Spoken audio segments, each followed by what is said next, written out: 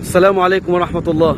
الحمد لله رب العالمين، وأصلي وأسلم على أشرف الأنبياء وسيد المرسلين وقدوة الله للعالمين سيدنا محمد. سؤال أيها المسلمون: لماذا نصوم؟ السؤال ده ممكن يوجه إليك من ابنك الصغير أو بنتك الصغيرة، يقول لك: يا بابا إحنا ليه بنصوم؟ بعض الآباء ممكن يجيب إجابة للأسف أنا أسميها إجابة ساذجة. هذه الإجابة يقول له: أصل إحنا علشان نحس بالفقراء، علشان نشعر بمعاناة الفقراء فنجوع زي ما الفقراء بيجوعوا.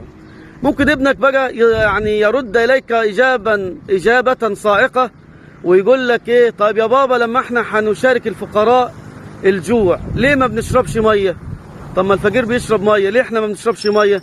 وبعدين يا بابا الفقير بيصوم زينا، يبقى الفقير بيشارك مين المعاناة أو بيشعر بمين؟ ما هو الصيام ده مفروض على الغني وعلى الفقير وعلى الوزير وعلى الغفير، وعلى الرئيس والمرؤوس.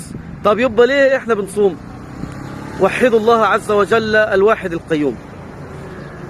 الصيام له غاية عظيمة وغاية كبيرة وغاية جليلة ذكرها الله عز وجل في محكم التنزيل، فقال: يا أيها الذين آمنوا كتب عليكم الصيام كما كتب على الذين من قبلكم.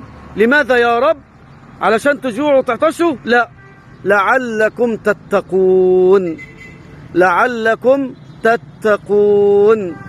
إذن الغاية من الصيام هي تحقيق التقوى وتحقيق السمع والطاعة لله وتربية القلب وتهذيب النفس. ايه المعنى؟ المعنى ان الله عز وجل يقول لك: يا عبدي انا ربك وانت عبدي، سوف اجعل لك شهرا من العام تترك فيه الحلال، وهو الطعام والشراب والزوجة، تترك في نهار رمضان من الفجر الى المغرب، وهي حلال اليك، لكن لانك محب الى الله تقدم محبة الله على محبتك، وتقدم طاعة الله على هوى نفسك، فتقول له سمعا وطاعة: يا رب سوف أترك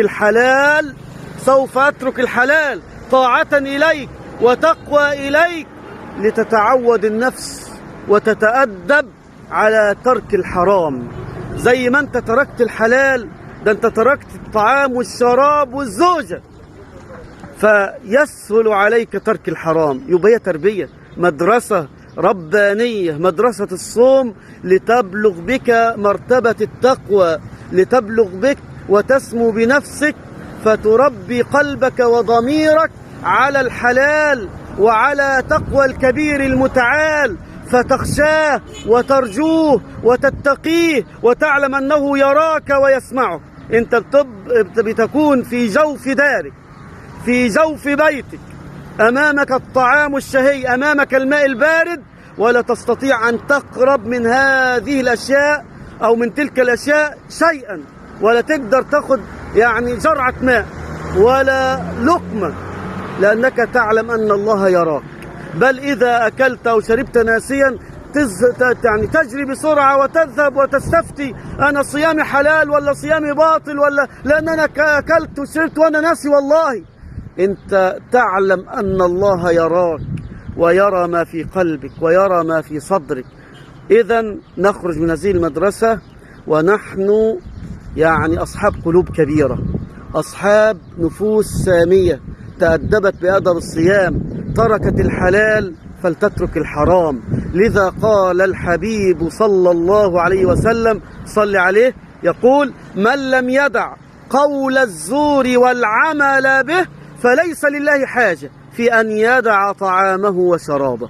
اللي مش هيسيب قول الزور ويسيب الحرام، ربنا مش محتاج انك تجوع وتعطش يا حبيبي. رب صائم ليس له من صيامه إلا الجوع والعطش. رب صائم ليس له من صيامه إلا الجوع والعطش. يقول الحبيب صلى الله عليه وسلم: إذا كان يوم صوم أحدكم فلا يصخب ولا يرفث ولا يفسق ولا يسب، فإن سابه أحد أو شاتمه فليقل إني امرؤ صائم، أو فليقل إني صائم. صيامي يمنعني أن أكون سابا أو سبابا أو شتاما أو لعانا. صيامي يريد مني أن أكون مؤدبا بأدب الدين، مؤدبا بأدب الإسلام. فلنتعود أن نحفظ جوارحنا وقلوبنا عما يغضب الله. فأسهل شيء ترك الطعام والشراب، دي أسهل شيء، لكن أصعب شيء أن تصوم الجوارح، أن تصوم الجوارح عما يغضب الله، وأن يصوم القلب فلا ينشغل إلا بذكر الله. فيصوم القلب عن الحقد وعن الحسد وعن الضغناء وعن الضغينة عن الأشياء التي لا ترضي الله عز وجل. فلا يزول في فكرك ولا في قلبك إلا ما يرضي الله، ولا تمس يدك ولا تمشي رجلك ولا تنظر عينك ولا يتكلم فمك إلا برضا الله عز وجل. لذا شهر رمضان شهر الإحسان، شهر الخيرات، شهر البركات، شهر ينادى فيه في أول ليلة: يا باغي الخير أقبل ويا باغي الشر أقصر. أسأل الله أن يقربنا إليه وأن يأخذ بقلوبنا إليه أخذ الكرام عليه، وأن يعلمنا وأن يفقهنا وأن يجعلنا ممن صاموا فقاموا بحق الصيام. اللهم علمنا وأدبنا وفقهنا يا رب العالمين. أقول قولي هذا وأستغفر الله لي ولكم. صلوا وسلموا على خير الأنام سيدنا محمد عليه الصلاة والسلام. طابت جمعتكم، والسلام عليكم ورحمة الله وبركاته.